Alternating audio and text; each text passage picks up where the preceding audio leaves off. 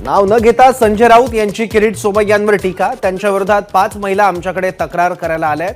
आम्ही जनतेच्या कोर्टात त्यांना घेऊन जाणार, संजय राऊतांचं वक्तव्य। काचेच्या घरात राहणाऱ्यांनी दुसऱ्यांना धमकी देऊ नये, नितेश राणे यांचं संजय राऊतांना प्रत्युत्तर।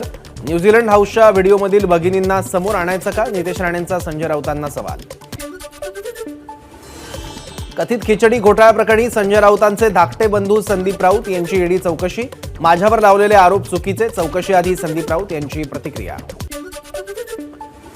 आम्ही ईडी कारवाईला घाबरत नाही, खिचडी घोटाळ्याचे सगळे लाभार्थी भाजप आणि शिंदे गटात, ठाकरे गटाचे खासदार संजय राऊतांची टीका। हे दबावाचं राजकारण सुरू आहे, चांगली महापौर म्हणून टार्गेट होत असेल तर सामोरं जाईन, ईडी चौकशीवरून किशोरी पेडणेकरांची प्रतिक्रिया। सोलापूर महापालिकेच्या वतीने नेमण्यात आलेल्या प्रगणकाने आपल्या जागी चक्क खासगी व्यक्तींची नियुक्ती करून सर्वेक्षण केल्याचं समोर। या प्रकरणाचा मराठा क्रांती मोर्चाचे समन्वयक अनंत जाधव यांच्याकडून भांडाफोड। 10वीचं प्रवेशपत्र बुधवारपासून मिळणार, 10 फेब्रुवारीपासून प्रात्यक्षिक तोंडी परीक्षेला सुरुवात होणार। 1 एप्रिलपासून टाटा वीज कंपनीचा वीज दरवाढ करण्याचा प्रस्ताव राज्य वीज नियामक आयोगाला सादर। प्रस्ताव मान्य झाल्यास छोट्या घरगुती ग्राहकांना जास्त भार सहन करावा लागेल। खारकोपर उरण लोकल सोसायट, गेल्या 8 दिवसात जवळपास लाखभर प्रवाशांचा या मार्गावरून प्रवास, 9,32,000 रुपयांचा महसूल जमा। 4 महिन्यांपासून हमालीचे पैसे मिळत नसल्यानं हमाल पंचायतीचं बीडच्या जिल्हाधिकारी कार्यालयासमोर धरणे आंदोलन।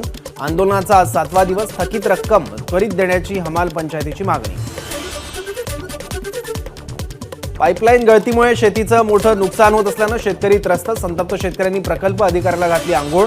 कोल्हापुरातल्या ठिकपुर्ली इथली घटना, आधी नुकसान भरपाई द्या मग दुरुस्ती करा, संतप्त शेतकऱ्यांची मागणी। पुण्यात बनावट दारूच्या 60,000 बाटल्या जप्त, जुन्या मुंबई पुणे मार्गावरील मामुर्डी गावाजवळ राज्य उत्पादन शुल्क विभागाकडून कारवाई, 21 लाखांची बनावट दारू जप्त। काँग्रेस आमदार रवींद्र धंगेकरांविरोधात गुन्हा दाखल, शासकीय कर्मचाऱ्याला शिवीगाळ, कामात अडथळा आणल्याप्रकरणी गुन्हा। पुण्यात पाण्याच्या टाकीच्या उद्घाटनावरून धंगेकर आणि पालिका अधिकाऱ्यांमध्ये वाद झाला होता। एल्गार परिषद प्रकरणातील आनंद तेलतुंबडे यांना कर्नाटक सरकारचा बसव राष्ट्रीय पुरस्कार जाहीर, उद्या मुख्यमंत्र्यांच्या हस्ते पुरस्कार प्रदान। हुतात्मा दिनानिमित्त बारामतीत स्वातंत्र्य सैनिक संघटनेच्या वतीनं कार्यक्रम, भिगवण चौकातील हुतात्मा स्तंभासमोर विद्यार्थी, सामाजिक कार्यकर्ते, राजकीय कार्यकर्त्यांनी वाहिली श्रद्धांजली।